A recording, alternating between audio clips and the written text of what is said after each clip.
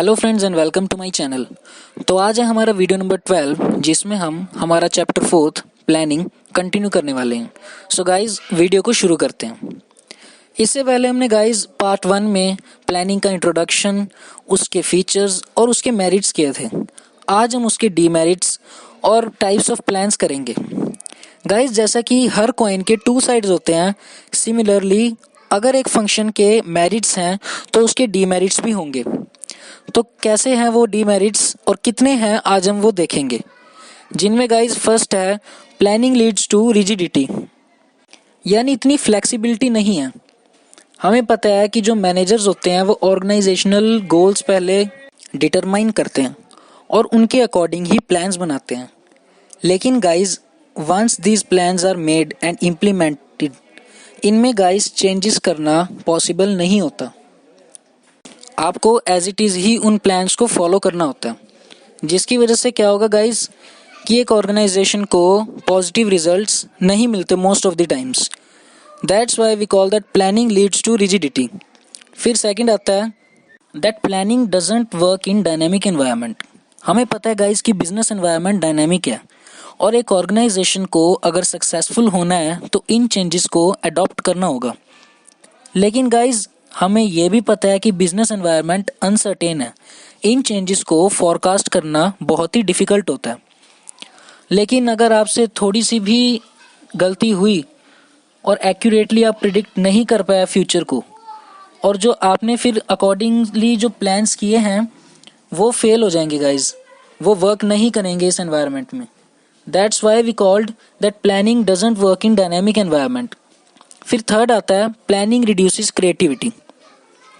Planning guys top level management करता है, ये हमने चैप्टर 1 में किया था। और हमने इसका एक ये भी फीचर किया है that it promotes innovative ideas.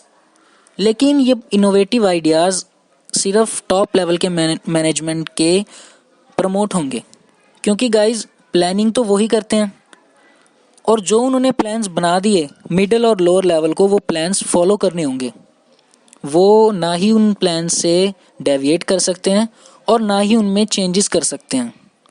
So that's why we call that planning reduces creativity. The fourth point is planning is a time consuming process. Planning एक लेंथी प्रोसीजर है गाइज, और इसकी वजह से डिले भी हो सकता है एक्शन में। प्लानिंग आप किसी भी इमरजेंसी में नहीं कर सकते या कोई ऐसी सिचुएशन में नहीं कर सकते जब आपको ऑन द स्पॉट डिसीजन लेना हो। आपको उसके लिए पहले डाटा कलेक्ट करना होगा, इंटरप्रिटेशन करनी होगी, एनालाइज करना होगा उस डाटा का।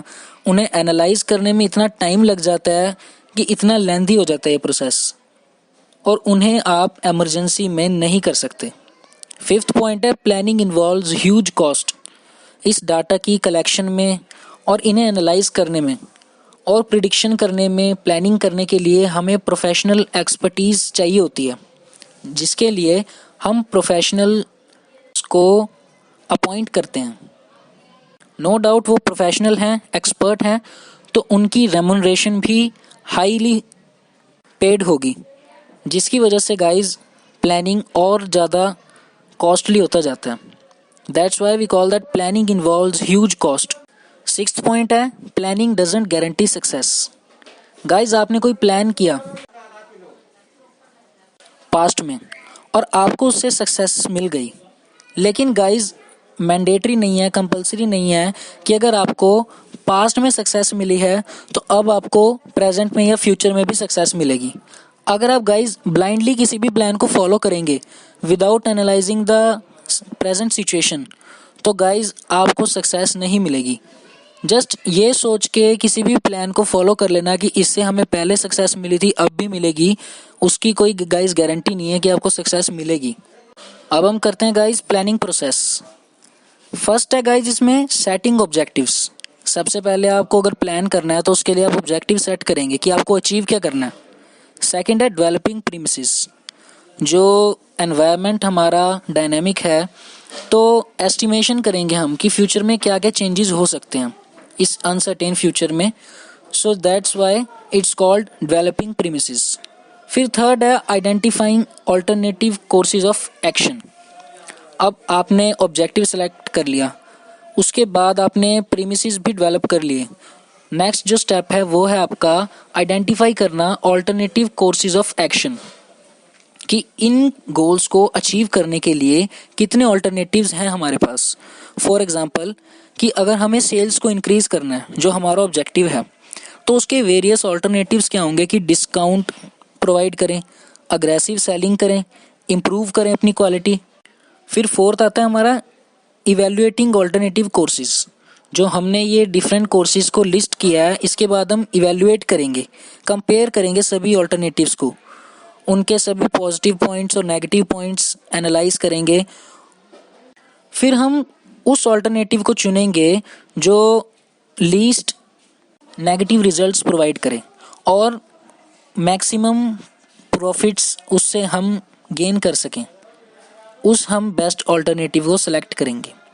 फिर आता है कि हमने उस ऑल्टरनेटिव को सेलेक्ट कर लिया, उस प्लान को सेलेक्ट कर लिया, फिर हम उस प्लान को इम्प्लीमेंट करेंगे, एक्शन में लेके आएंगे। और फिर लास्ट है फॉलो अप एक्शन, कि हम चेक करेंगे टाइम टू टाइम। ये नहीं कि हमने सिर्फ इम्प्लीमेंट कर दिया और वहीं पे हमारी जॉब खत्म। एक जो अच्छा मैनेजर होता है, रिस्पॉन्सिबल मैनेजर होता है, उसका जॉब होता है कि टाइम टू टाइम चेक करते रहना कि जो उन्होंने प्लान इम्प्लीमेंट किया है वो अच्छे से वर्क कर रहा है ऑर्गेनाइजेशन में, या फिर चेंजेस करने नेसेसरी हैं अभी भी। तो ये था प्लानिंग प्रोसेस। इसकी गाइज एक ट्रिक है याद करने की। जो आपने 7 पॉइंट्स देखे हैं उनका फर्स्ट अल्फ़ाबेट सभी 7 पॉइंट्स का एक सेंटेंस बनता है, सभी दुखी इंसान एक साथ इतना फंसे। आप इस एक सेंटेंस को अगर लर्न कर लीजिए तो आपको ये प्रोसेस भी लर्न हो जाएगा। देखिए, एस से सेटिंग ऑब्जेक्टिव्स, डी से डेवलपिंग प्रीमिसेस, आई से identifying alternative courses of action, E से इवेल्युएटिंग ऑल्टरनेटिव कोर्सेज, एस से selecting the best alternative, I से इम्प्लीमेंटिंग द प्लान और एफ से फॉलो अप एक्शन। अब हमारा नेक्स्ट टॉपिक आता है गाइज टाइप्स ऑफ प्लान्स। हम पहले देखते हैं प्लान क्या होता है। योजना बनाना, a document that outlines how goals will be achieved. ये एक टाइप का डॉक्यूमेंट है जो हमें ये बताता है कि हम गोल्स को कैसे अचीव करेंगे। अगर इनके यूज और इनकी लेंथ के बेस पे देखा जाए तो ये 2 टाइप में क्लासिफाइड होते हैं, 1 single use plans and other standing plans.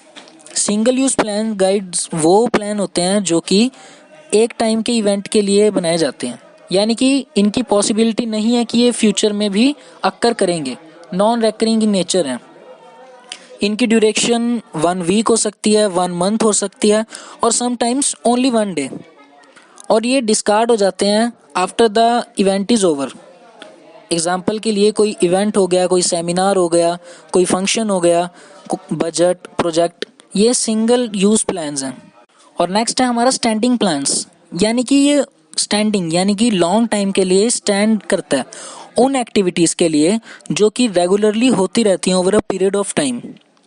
ये क्या इंश्योर करता है कि इंटरनल ऑपरेशंस, यानी कि एक ऑर्गेनाइजेशन में जो प्रोडक्शन का डिपार्टमेंट है या प्रोडक्शन जो कर रहे हैं वो स्मूथली रन करे उनके सभी फंक्शंस।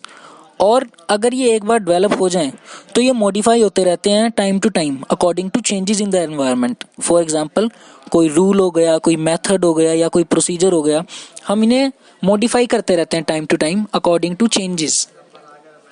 और अगर हम इनके इस बेस पे देखें कि प्लान्स क्या अचीव करना चाहते हैं, तो ये 8 टाइप के प्लान्स हैं जिनमें क्लासीफाई होते हैं objectives, policy, strategy, procedure, rule, method, budget and programme.